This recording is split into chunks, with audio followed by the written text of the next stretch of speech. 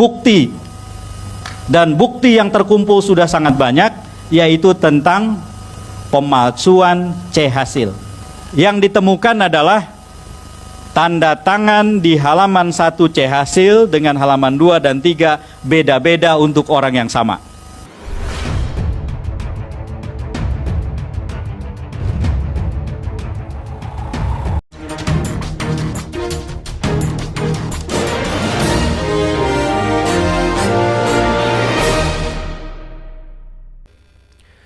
Selamat malam para netizen dimanapun kita berada, salam inspirasi bagi kita semua. Wah, ternyata terbongkar begitu kan ya. Mulai dari Sirekap, KPU, tanda tangan, ada tanda tangan pemalsuan katanya begitu kan ya. Ini tidak sama tanda tangan yang ada di daerah dengan yang ada di pusat. Benarkah seperti itu begitu kan?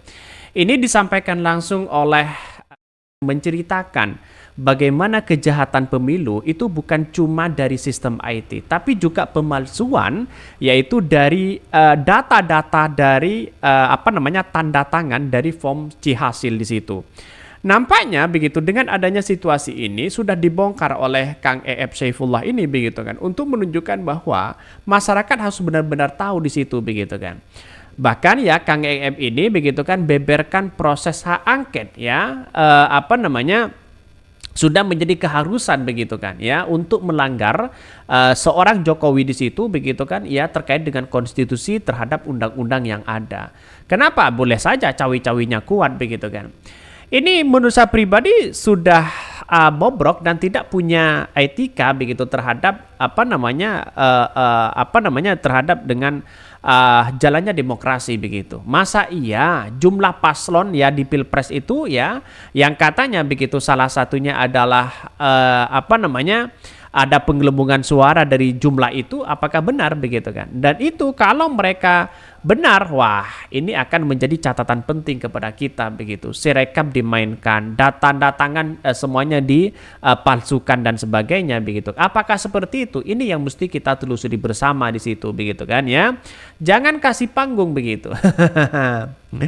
Bahkan ini apabila sudah ada pemalsuan tanda tangan, itu sudah jelas dipidana mereka. Sudah jelas ya ada pelakunya, penjarakan saja mereka.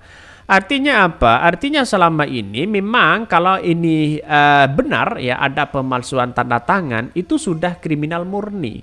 Dalam artian sudah masuk pidana begitu kan, karena merasa dibohongi dan sebagainya. Artinya kalau memang seperti itu kita lihat saja ke depan. Tidak hanya Kang E.F. saja yang menyimpulkan dan memberitahu itu begitu. Yang lain juga sama begitu kan ya. Ada tanda tangan palsu katanya. Semuanya bisa terungkap begitu kan ya. Jadi artinya apa? Artinya masyarakat hari ini ternyata bisa saja jadi korban begitu kan ya. Jadi korban sudah memberikan aspirasi yang sangat baik kepada salah satu calon presiden, tiba-tiba mereka begitu kan ya, tiba-tiba mereka berbeda begitu kan. Ini tidak boleh dilakukan kepada siapapun begitu kan ya, karena nampaknya dengan adanya seperti ini, wah bisa kacau begitu. Sangat disayangkan. Maka jalan utamanya atau jalan satu-satunya adalah kita harus memang benar-benar berani begitu kan ya. Terkait dengan adanya situasi politik sekarang ini yang kemudian tidak menentu di situ begitu. Bayangkan dengan adanya seperti ini masyarakat bisa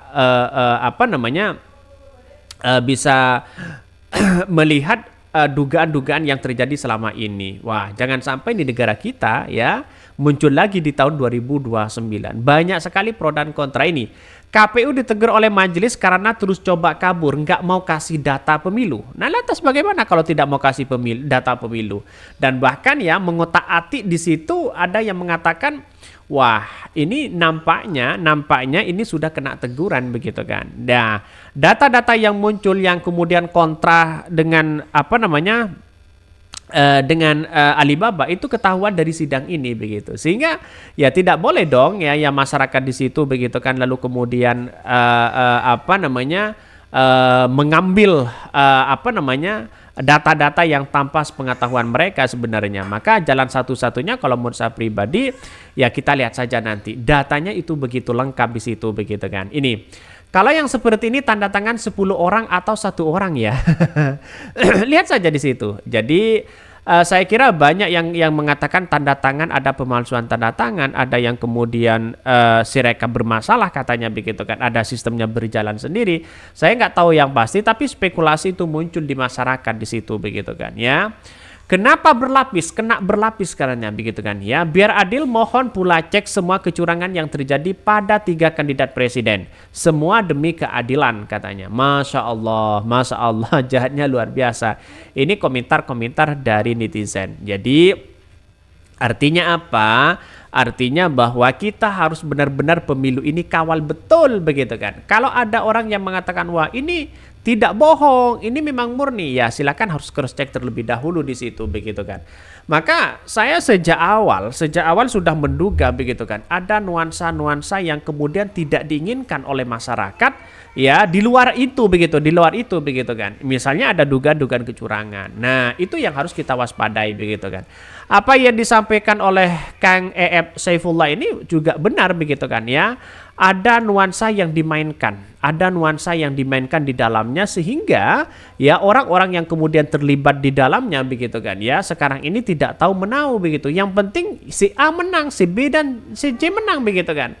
Ini lantas bagaimana kalau curang dipertontonkan kepada publik, pemilu tidak jujur begitu kan? Itu sangat-sangat disayangkan begitu kan. Sangat-sangat disayangkan ya.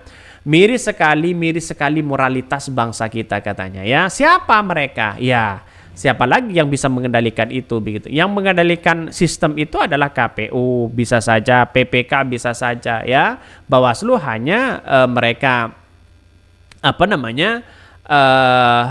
bertindak begitu kan. Maka seharusnya ini harus betul-betul dikawal ya, apalagi apa yang disampaikan Kang E.F. ini kan pasti sesuai dengan data mereka begitu kan ya. Kenapa kita masih tinggal diam? Ayo atas nama rakyat Indonesia kita bergerak menuntut segera pimpin yang zalim pada rakyatnya sendiri. Nah, itu agak susah sekarang. Kenapa? Karena semua orang bisa dicekoki dengan berbagai hal, bansos, bantuan sana sini di belakang mereka. Nah, itu yang tidak diinginkan.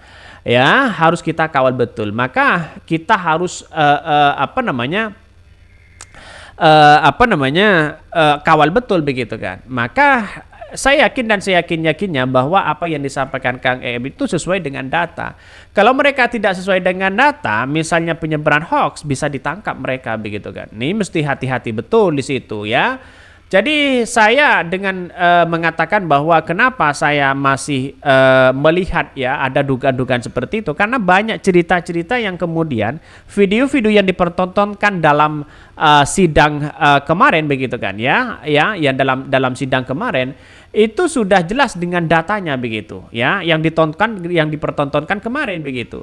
Jadi jelas dengan datanya, semuanya lengkap begitu kan ya. Apalagi ada pengadilan-pengadilan tertentu nanti yang kemudian menjadi masalah besar ya terkait dengan data-data yang ada. Silahkan cek begitu kan. Saya yakin dan saya yakinnya bahwa ada nuansa-nuansa yang kemudian keterlibatan orang-orang ya pemalsuan seperti itu. Maka dugaan-dugaan seperti itu harus kita ungkap siapapun. Saya tidak memandang 01, 02, 03 begitu kan.